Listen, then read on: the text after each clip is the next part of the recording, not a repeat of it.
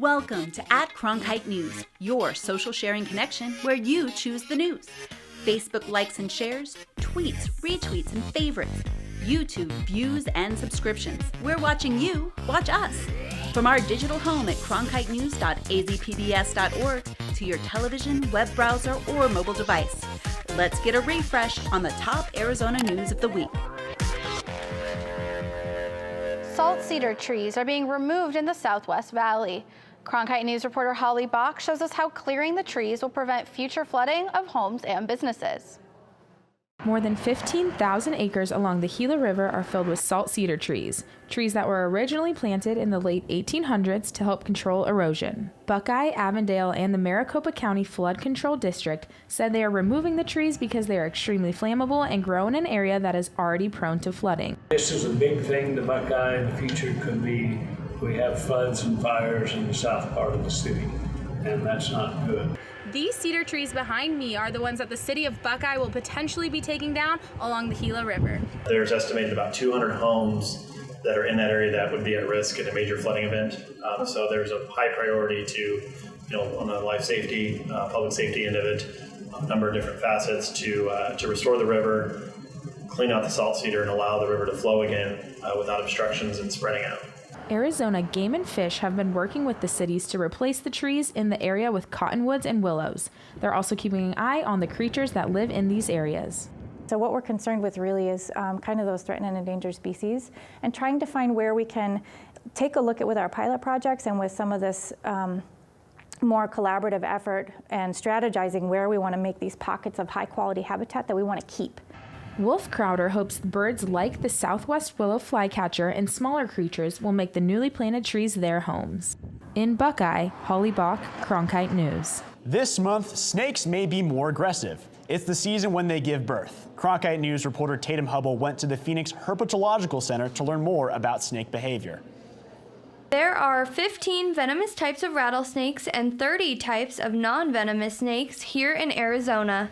Many examples of those can be found at the Phoenix Herpetological Society. Arizona residents on average report 300 rattlesnake bites every year. However, there is an increase in the amount of people bitten in August and September. Come on, buddy. What is that? Yeah, what is that? We do get a number of calls this time of year, and when we go and find a baby rattlesnake in the yard, we check very thoroughly to see if his brothers or sisters are still very close by. Volunteers may find anywhere between 1 to 20 newborn snakes. The best way to avoid being bitten by a snake, first of all, if it's venomous, you want to stay away from it completely. Know the signs of what snakes are venomous in your area, know what to look for. Hines said to stay 3 feet back from any rattlesnake to ensure you are out of their strike range. In Scottsdale, Tatum Hubble, Cronkite News. If you have a snake in your backyard, don't hesitate to call the Rattlesnake Removal Hotline at 602-550-1090. Involvement in politics in your community, especially with the younger generation, is topping the agenda tonight. Former President Barack Obama announced his foundation will host a summit next month aimed at promoting civic engagement among students and young adults. As Emily Richardson found out, Arizona State University students on the Tempe campus are already motivated to take action.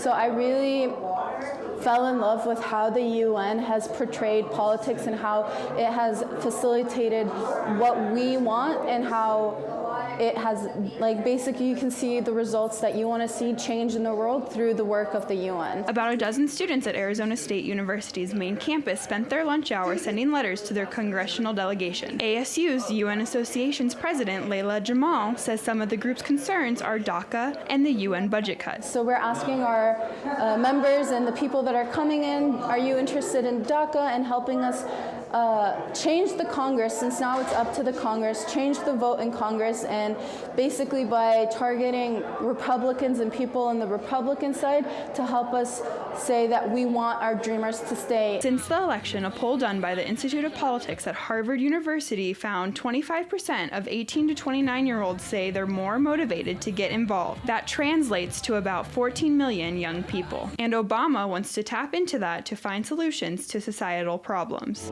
This leadership summit will be a place to gather and learn from one another.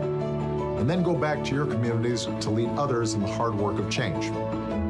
In the weeks and months ahead, we'll be kicking off more initiatives and opportunities for people like you to get involved with the Obama Foundation's mission. That mission is simple. We want to inspire and empower people to change the world. 47% of those polled by Harvard University's Institute on Politics believe that what's happening in Washington is relevant to their lives. That number is up 7% from 5 years ago. And those writers at the union agree. Roa El-Farana says she joined ASU's UN group because she was passionate about the UN's work. About the UN and about refugee work, so I was like, that sounds really cool, that's what I'm really interested in, it really lies personally to me, so I would be more than happy to join. The group is hoping their efforts at civic engagement have an impact across the country. In Tempe, Emily Richardson, Cronkite News. Tomorrow, the Obama Foundation is expected to announce its plans for the Obama Presidential Center in Chicago. And almost a week after the Trump administration's announcement on DACA, those affected are still processing the news and looking at what their options are. Cronkite News reporter Alex Valdez got an inside look into the life of a DACA recipient while also speaking with an immigration lawyer who's helping those who now need it. I was brought into the United States when I was like a year and a half. I was born in Michoacan, Mexico. I've never been back since. Liliana Reyes, a third-time participant of DACA, woke up on September 5th to news that put her dream of becoming a teacher potentially in jeopardy. I was feeling really sad, scared, because like, what's next? You know, what's happening? What's going to happen with us now? President Donald Trump fulfilled a key campaign promise on Tuesday to roll back on an immigration program that protects young, undocumented immigrants from deportation.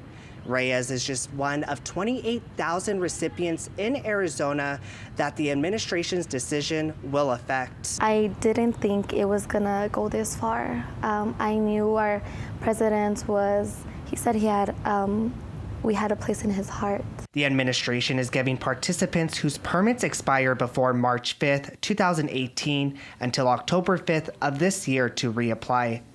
Attorney Phil Ortega at Udall-Shumway is offering free consultations to assist during the application process. According to the numbers we're hearing, there's 211,000 DACA recipients currently that expire before March 5th, 2018 that are in need of renewals in the next month. Reyes says she hopes lawmakers know DACA recipients are not to blame. I'm pretty sure everybody in the world can agree with me that they'll do anything for their children. And I mean, I'm here, I've been here all my life. It's not fair that I should be treated any differently. In Phoenix, Alex Valdez, Cronkite News. Reyes' work permit is set to expire in 2019, and the DACA program is no longer accepting new applications. ASU Center for the Study of Race and Democracy is hosting a DACA workshop tomorrow night, open to students and their families to connect with local attorneys and learn about next steps. The light rail extension heading towards South Phoenix is well into the initial design phase. Those behind the project held an open house, giving residents a closer look into how the project is coming along. Cronkite News reporter Alex Valdez was there and also shares why some business owners are both welcoming and nervous about this expansion. Alex? I'm standing right outside one of the many light rail stations around the valley. Starting in the year 2023, residents and visitors will be able to ride the light rail down to Central and Baseline and enjoy what many locals around the area call the hidden wonders of South Phoenix. But some say it won't come without its challenges. Norberto and Sandra Flores, both of them South Phoenix natives, say they wanted to open Azucar's coffee shop, one, to show their Latino roots, and two, in a part of Phoenix they say is often forgotten. We were wanting to show an identity of not only a Hispanic identity, but also a South Phoenix identity, a Chicano identity. That identity can be clearly seen in and outside their family-owned cafe. The vision to bring a very needed coffee shop and meeting place to the area started 2 years ago. Owners Norberto and Sandra say they have mixed feelings about the light rail that's coming. Many businesses along Central Avenue are hopeful for the economic growth that the light rail expansion could potentially bring to South Phoenix. But many share fears in terms of the construction phase and how that could impact their business.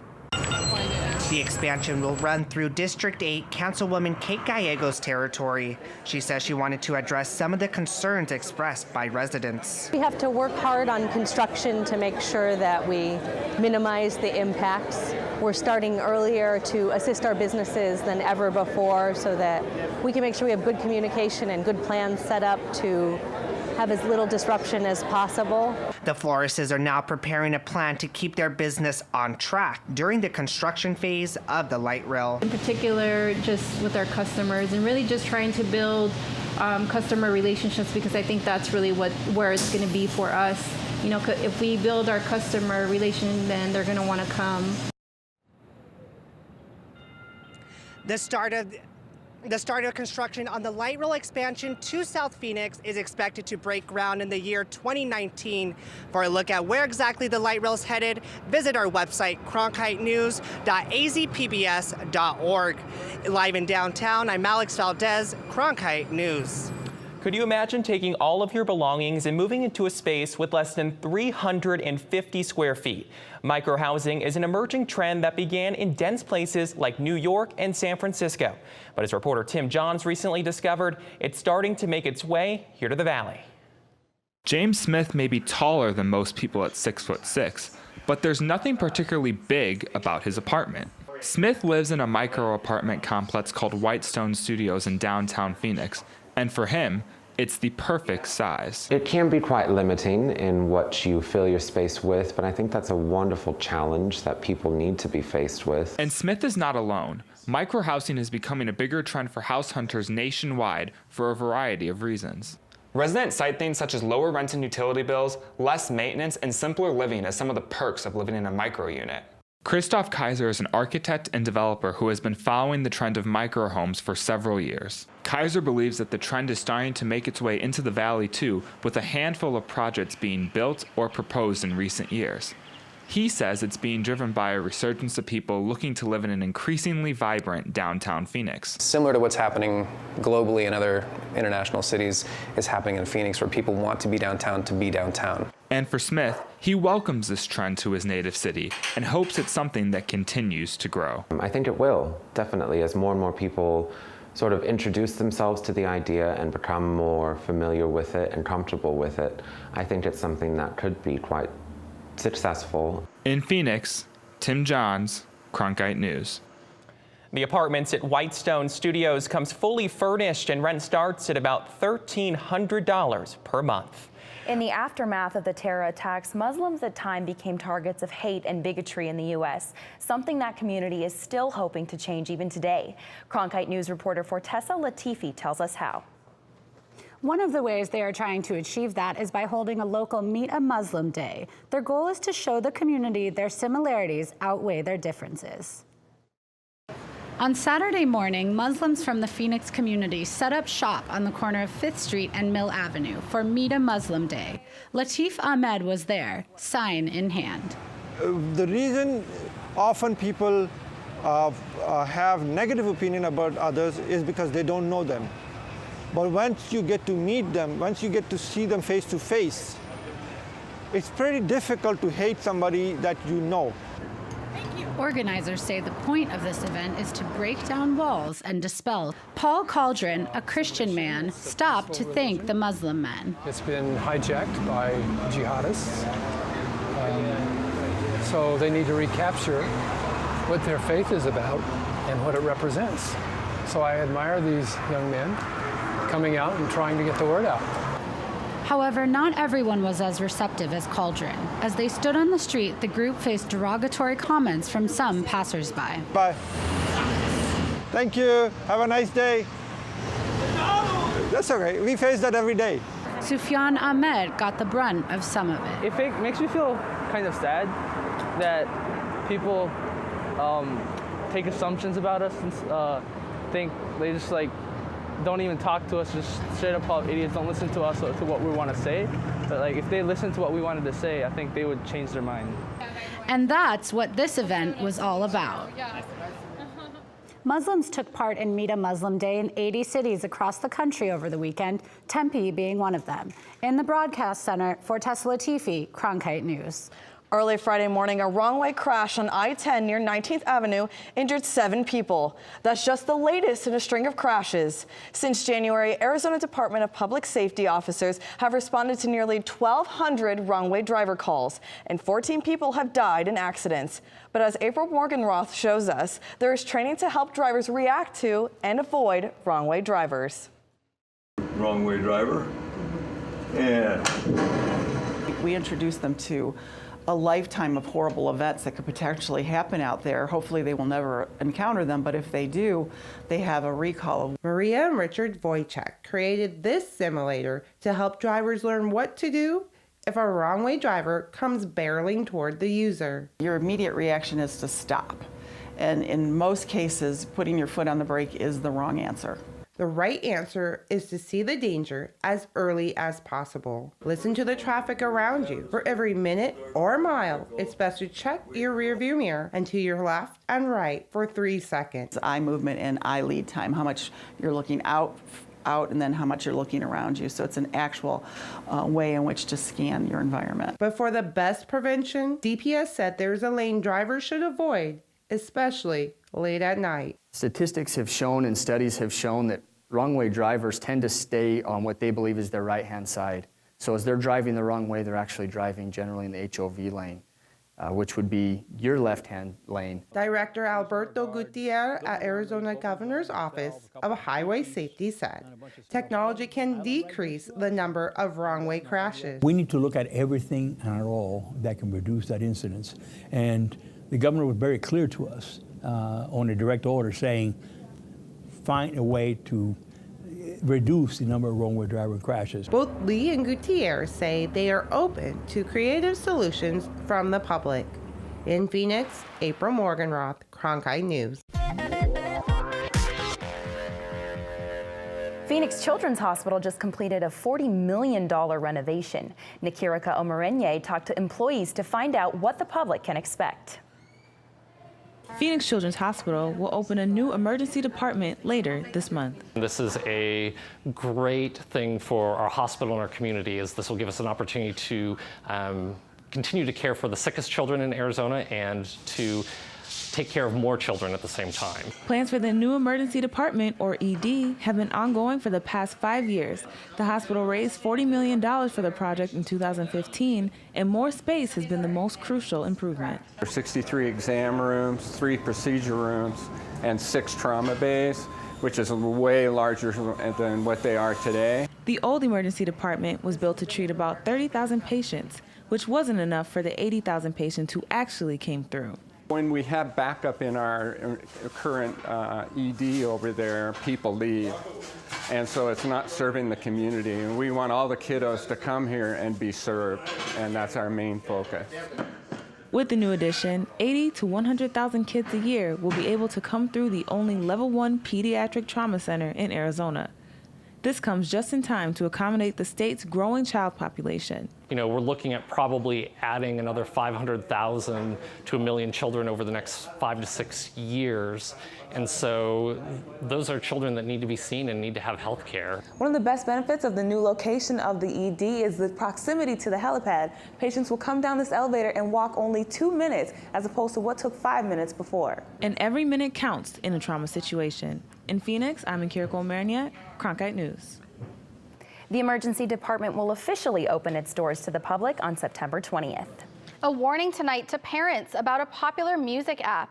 Sydney Eisenberg shows us how a stranger was able to contact a Valley teen through Musical.ly and ask for her personal information. Tommy wants you to talk to him. Ashley is like any other 11-year-old girl. She loves her dogs and talking with her friends on social media. Well, that's why I like it, because all my friends are on it. Her favorite app is Musical.ly. Musical.ly allows users to lip sync to popular songs of today. And this is like people you follow. However, around April of this year, the tune quickly changed when Ashley was messaged by a stranger through the app. The message wasn't specific. You know, he didn't say nude pictures or anything, but she immediately felt like that was inappropriate. And she came to me about it and said some person contacted her asking for pictures, and she said, that it was inappropriate and she didn't feel comfortable sending any pictures to this person. She didn't know who he was. Police say that criminals are able to contact their victims either through the computer or through their phone if it is connected to the internet. Any app or website has a potential to be dangerous for our children, whether it be the content that they're viewing or the ability for others to contact their children via that app or website. Ashley and her mom did block the stranger and update Ashley's privacy settings, but parents can still do more to monitor their children. What I tell parents to do is there's 3 things that are extremely important. I think that the parents should communicate with their children, they should monitor their activity, and they need to continuously educate themselves about the newest trends. We, did the right thing by blocking this person, deleting it, and again, I think at that time, maybe our settings weren't at the right where they needed to be, where strangers could still contact her and send her messages. So now we've gone in there and make sure that only people she knows can message her. Even if you have your settings correct, Ashley says there is still one thing you can do to protect yourself. Just ignore it, I guess. If you didn't know how to do all the other stuff, you could just ignore it and don't answer, because then they can't do anything. In Phoenix, Sydney Eisenberg, Cronkite News. It's been more than 2 weeks since Hurricane Harvey devastated parts of Texas, but the recovery efforts are still ongoing, and several Arizonans decided to jump in and help. Cronkite News reporter Bridget Dowd was there as they headed out to the Lone Star State. As the sun came up, the trucks were packed and ready to go. Valley resident Che Tor says when he heard about the devastation in Texas after Harvey, he knew he wanted to help. I gave a call to my buddy Jason. It's like, hey Jason, you want to go to Texas to help with the volunteer efforts? And his response, yeah, I would love to. And that's how all this got started. And we started fundraising, donation drives, stuff like that. Tor, along with a group of his friends and colleagues, gathered early Friday morning, getting ready for the 20-hour drive to Texas. Among them, Nicole O'Reilly. Just seeing the amount of destruction that is left behind, it broke my heart because, in our business, we help people find homes, and these people are losing them. This group of Arizonans set up several drop-off points throughout the valley to collect supplies for the victims of Hurricane Harvey. They have 2 truckfuls. As you can see behind me, they've collected toiletries, toilet paper, toothbrushes, anything that they could think of that victims of Hurricane Harvey would need. About a dozen volunteers from all over the valley are a part of this aid group. One man even bringing along his family, including his 15-year-old daughter, Mikkel Zimmerman, who lived half her life in Texas. I have a lot of friends and family down there, and I want to help in any way that I can because I'm pretty close to Texas. My brothers were born there, and so it has a special place in my heart. Zimmerman says she knows joining the relief efforts will be hard work, but she's ready to help those who need it most. In Chandler, Bridget Dowd, Cronkite News. The crew plans to deliver supplies and help with cleanup efforts before returning to Arizona tomorrow. This fall. I'm so excited! What? From the inspiring to the amazing. You're in the presence of history. The compelling. He said, welcome home. It was just a powerful moment. To the astounding. I promised myself I wouldn't cry. And from the breathtaking. This is real. A journey to Mars. To the electrifying. We're going to change the world. All this and more. All this fall. Oh my God!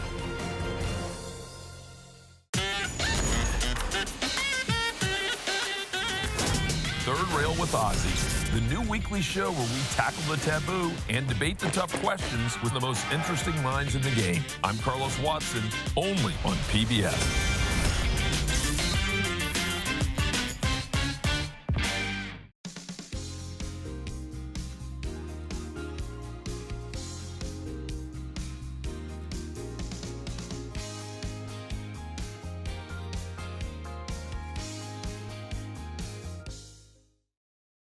Welcome back to @Cronkite News, our weekly refresh. Now, here's an @Cronkite News pick of the week, a favorite from the Cronkite News staff. Classrooms are always looking for innovative ways to teach teamwork and problem solving. For one school, that meant leaving one classroom to escape another. opening locks is opening minds in the Avondale School District. In Avondale, our mission is to grow thinkers, problem solvers, and communicators to pursue a future without limits. And we do an amazing job of that in the classrooms. And we thought, could we just take this a little bit further and provide a different set of experience for our kids to be able to explore those? And so the doors opened on the escape room. Students have to work together to solve puzzles and clues that lead them to keys and eventually escape, all in under an hour. Teamwork is not only used to get out of the room, it was also necessary to build the room. Because it was such an effort. It was not just the three of us. It was the maintenance team. It was technology. It was parents. It was volunteers coming and spending time, spending their own energy. The entire room was created by using styrofoam for the walls, refurbished furniture, as well as donations. But the school district also used a 3D printer to create artifacts like this one. And the students seem to be getting the most out of the opportunity. I learned more about teamwork and cooperation. That was a really important part, how we all had to be together. Some kids I didn't even know, we were just all working together to solve that one puzzle. After the success of their first escape room, the school district plans on building another room with the help of the students. Cronkite News tracks your likes, tweets, and shares from all our social sites to bring you this special at Cronkite News, our weekly refresh. Join the conversation so you choose the news. Like us on Facebook, follow us on Twitter, subscribe to us on YouTube, and log on to cronkitenews.azpbs.org for top Arizona stories anytime.